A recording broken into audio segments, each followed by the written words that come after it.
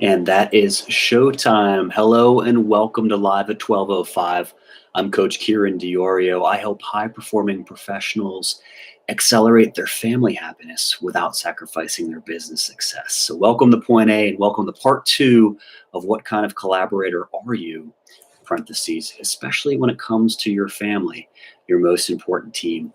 Last week I had a couple great questions come up after the presentation.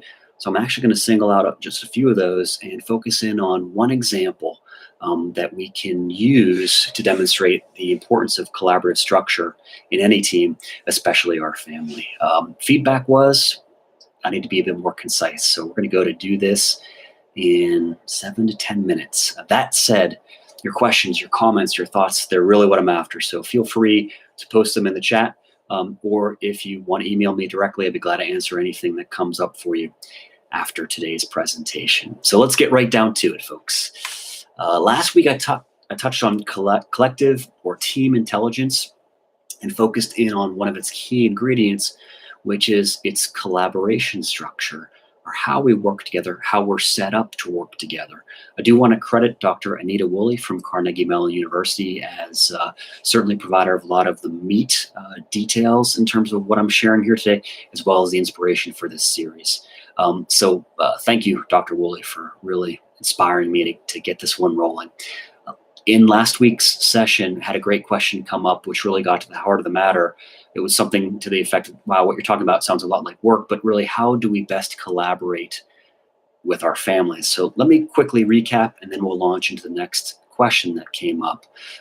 First off, best ways to support collaboration is to be aware and know that collaboration is always happening in our family, whether it's conscious, subconscious, intentional, whether it's productive or unproductive, it's always happening, be it with our overall family goals or with our individual goals for any individual family member. It is always happening, like it or not, know it or not. So step one is to be aware that collaboration is there. The next step is it's important that we understand our overall goals, okay? Whatever our overall goal is with our family in this moment, in this hour, in this week, in this month, in this year, in this life, if we always have that goal in mind, we're going to have much higher odds of being successful in hitting it. And having the right collaborative structure is a key piece of hitting that goal. So step three here, understand your personal, energetic, or feeling goals. I like to call them feeling goals. You may recall I talked about I think I used the example of someone wanting a boat and acknowledging the fact that they may want that boat, but what they really want is the feeling that being on that boat with their family and knowing that the memories that are being created are forever. That's what they really want. The boat is secondary, tertiary. So understanding our feeling or energetic goals is as important as understanding the overall goal, and choosing the right collaborative structure to support those is crucial as well. And then finally, last step of the process, pick a collaborative structure that serves both as often as you can. So if we're serving both, we've got the right structure in place, we've got great chances, great odds, high potential to get what we want out of life, in this case, what we want out of our families. So this process is something you use in any team, especially families. And to that end, I mentioned some great questions coming up after last week's cast. I'm just going to jump into one of them, but let me share kind of what I got just for some perspective. Many questions about specific ways to collaborate in a lot of the things that families face.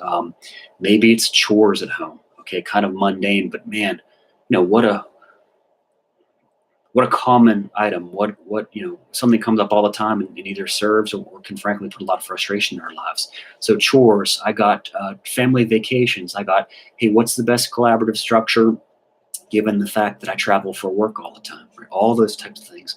But the most common one was, what's the best collaborative structure for kids' activities, mainly sports? So let's use that. I'm going to take a hypothetical family with a hypothetical scenario, but it might feel very real to a lot of you because that's where a lot of the questions centered.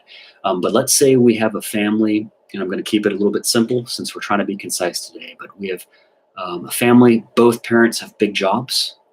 They've got a lot to do. They're busy folks. They've got great careers. They both want to parent in the biggest way that they can. It really is as important to them as their career, and they know it. Can they always do it that way? No, but they really, really want to parent as big as they can. Their child's in a time-intensive activity. The logistics are a bear. Let's call it club soccer. Insert whatever sport might resonate with you, but in this case, let's say it's club soccer. Pretty time-intensive kind of thing. A lot of practices, a lot of games, a lot of travel. Okay. Last week, I talked about collaborative structures, pooled collaboration. Remember, that was a kind of like a swim meet where each individual swimmer does their 50 yards of butterfly or freestyle. They get second place. The points go to the team, and then they serve the overall goal of the team trying to win by these individual contributions, right? So that's pooled collaboration. Sequential collaboration was like the NFL. The defense does its job and then turns the game over to the offense. So sequencing being the root of the term there. And then reciprocal collaboration. I use the example of a doubles tennis team where you've got a small team, but it's two folks. They're working very closely. Anyone could be playing offense or defense almost at the same time. There's a lot of communication. It's a very close kind of collaborative structure, and it's really all happening in real time. So that would be reciprocal collaboration. So let's go back to our example. We've got these two parents, big jobs, logistic nightmare kind of activity schedule with their child. And in this case, because time is so tight, they chose that pooled collaboration structure. In this case, one parent's schedule is a little more flexible, so that parent ends up doing all the practices. And frankly, it's just the way it is, right? This is the reality. This is the time we have, and we have to be efficient with our time. That's the thinking here. So we're going to do this pooled collaborative structure where one parent handles all of the practices, and that's it. And that's okay. It makes sense given the fact that these parents have a goal of their child being in hockey, and time is tight. That makes total sense. But let's talk about what's coming up for these parents. They're hitting this overall goal with their child being in soccer, for example. But you know what? From an energetic or feeling standpoint, one parent really feels like they're missing out on this and they're experiencing some guilt for it, right? The other parent is getting burned out, right? There's some resentment happening there. One parent actually feels very lonely being at these practices, especially when this parent sees other couples enjoying, their child together. There's something that kind of undesirable in the relationship, but that's coming up. And both parents, they see an opportunity that's being missed. They know, like, hey, they want to parent in a big way. They would prefer to parent in a big way together. And here's this thing that happens week after week, in some cases all year, and they're just getting through it. They see it. They know that there's something more available to them. And they're both wondering, boy, you know what? I feel this way. One parent who's at all the practices is not really enjoying it, in this person's heart of hearts. And they know that that has an impact on their son. They wonder how their son, for example, is experiencing these practices as a result of all of this. So all told, while they're meeting this goal of having a club soccer kid, the collaborative structure that they've chosen has this whole experience operating really at its lowest potential. Like, it's just getting done. They're just getting through it. Again, that's normal. In fact, this is a very easy place to get stuck. It's very natural.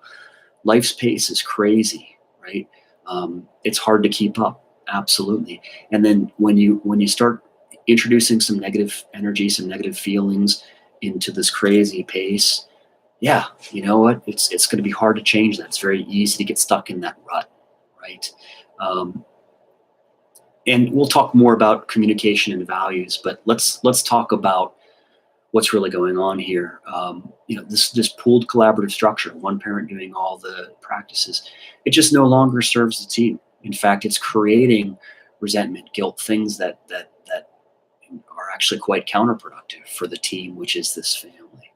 Um, Again, these folks are just getting through this thing, you know. So there's a lot to do here, but let's just focus on the collaborative structure. If the collaborative structure no longer serves the team, it's time to change it. Now, is it going to be common that one parent, because there's a little more flexibility, is actually going to handle a lot of the practices? Yes, that might just be the way it is. Okay, but when we think about it mindfully, when we think about it consciously, this sample couple decided that, you know what, we're doing something that's official or efficient, but it doesn't serve the team any longer. So we're going to change something. And we know that practice is 2 times a week. There are 4.3 weeks in a month. And you know what? The end of the month is too crazy for one parent to really participate. That's the reality of it. Okay. And the first week of the month is still too crazy because that parent's cleaning up after the end of the month craziness, right? But in the heart of the month, week 2, for example, this couple decides they're going to do some reciprocal collaboration, and they're going to do practice together. Is it the most efficient? Nope. Do they have to trade off some other things to be able to pull this off? Yep, they do. But that second week of the month is a time where they step forward, they let go of the resentment, they let go of the guilt, they experience parenting together, right? And that's the benefit of working so closely. Okay, now they can't do it all the time. Got it. But when they can, they're going to go ahead and step into that. And then on that third week of the month, things start ramping up for this parent who's got a crazy end of the month and not really practical to uh, reciprocally collaborate, right? They can't be there together. But one day of those practices on that third week, they're going to do some sequential collaboration. One parent drops their son off. The other parent actually comes, tries to get some overlap, but at the very least picks their son up and brings them on home. So, this is a simplified example. But what I want to really point out here is we've got a couple that got in touch with some values. We can talk more about that in a different cast. Had the guts to communicate honestly and completely, right? About what was coming up for them in terms of their energetic or feeling goals with this whole soccer thing and being a mom or dad and being a family, right? And then the topic today being collaborative structure. They got mindful and consciously chose a collaborative structure with the highest potential to hit their goals, right? So the soccer it's no longer something that they're just getting through. It's now something that they know what they want to get out of it. And they designed a structure to get more of what they want. Is it perfect? No. Is it still a pain in the ass to make all those practices? Absolutely. Yes. But in this case, this couple went from making the best decision given the circumstances to just making the best decision. That sentence has a difference of 3 words, but it's a big difference if you really, really think about it. So, hey, I'm going to wrap things up and end on that. Again, I'm Coach Kieran Diorio. I help high-performing professionals accelerate their family happiness without sacrificing their business success. If you're looking for more happiness, if you're looking for more equilibrium, I invite you to give me a call, 724-331-9263, or visit me at pointacoachingandconsulting.com. And we'll catch you next time. Thanks for tuning in.